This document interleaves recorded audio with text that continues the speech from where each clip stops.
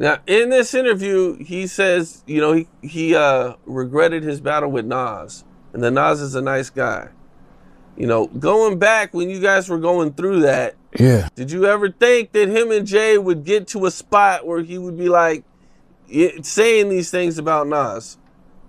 Nah, cause it was on. It was on when that Jay-Z and Nas battle was on. Yeah, it was on. I was frontlining for the Roc on that. That was on. It's good to see them in the space where they in now. It's good for hip hop. I think people should mirror that. That's, who go through it on wax, and since then they done built together, did things together, businesses and all that. So it's a good thing. One rap war caused a lot of friction in hip hop. The piece that followed made it richer than ever, though. This is the moment Beanie Sigel reveals why Jay-Z and Nas turned rivalry into business and changed the culture forever. At the height of the Jay-Z versus Nas feud, it was war on every level. Records, radio, and the streets. Then came Ether and Super Ugly, and the industry stopped breathing at that time. But what happens after one of the biggest rap beef ever fades is the real story. Beanie Sigel was there in the studio. He saw how enemies became moguls. Deals replaced diss tracks, and power replaced the pride. This is about hip-hop business, music industry money, ownership, and legacy moves that still shape rap today. And what Beanie Sigel says about how it all shifted will change how you see rap beef forever. Now, I'm about to let y'all hear this for yourselves, but before I do, I just need y'all to like, leave your thoughts down below in the comment section, and subscribe. Let's get into it. The clips that I did see is a good interview. I want to be able to sit down and just watch it all the way through. Okay. Now, in this interview, he says, he regretted his battle with Nas, and that Nas is a nice guy. Going back when you guys were going through that, yeah. Did you ever think that him and Jay would get to a spot where he would be like saying these things about Nas? Nah, cause it was on. It was on when that Jay-Z and Nas battle was on. Yeah, it was on. I was frontlining for the Roc on that. That was on. It's good to see them in the space where they in now. It's good for hip hop. I think people should mirror that. That's, who go through it on wax, and since then they done built together, did things together, businesses and all that. So it's a good thing.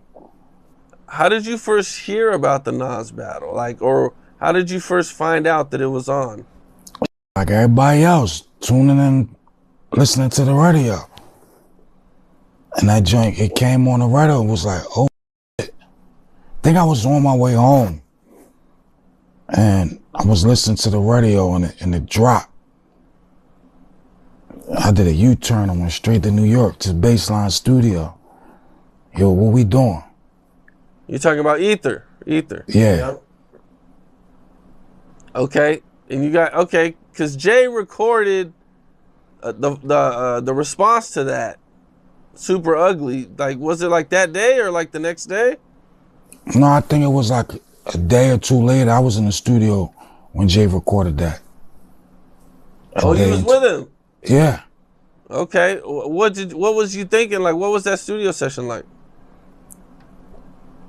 Like any other session with Jay, and I think it was me, Jay, Irv Gotti was in there. I think Irv brought the beat. Irv Gotti was in there. It was a few people in there. I think my homie Parker was there. It's kind of strange, because after that, I think Nas signed with Irv Got Murder Inc., so I ain't understand that. Yeah, that was kind of weird to me. Jay kind of kicked it off with Takeover. Did you think that Takeover was going to turn into a big thing? Nah, I really never paid no attention to it. I never knew they had prior beef before that.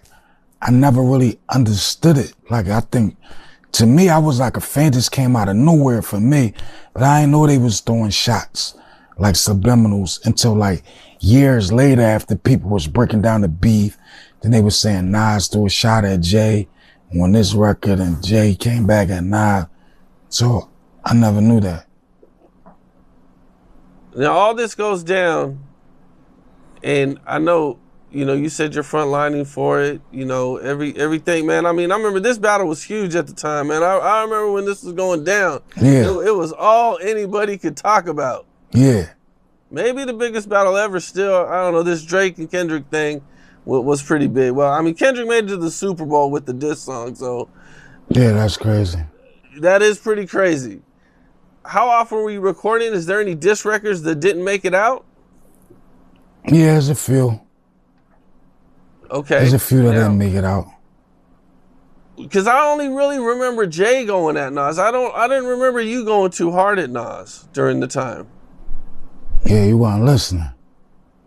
Okay. Yeah, you weren't listening. I might have missed it. I'm over here on the West Coast. Yeah. We didn't always get the mixtapes, bro. It wasn't the internet. Yeah. You know, so there is stuff, underground stuff that I miss, man, that we just didn't get it, or I didn't know where to get it at the time.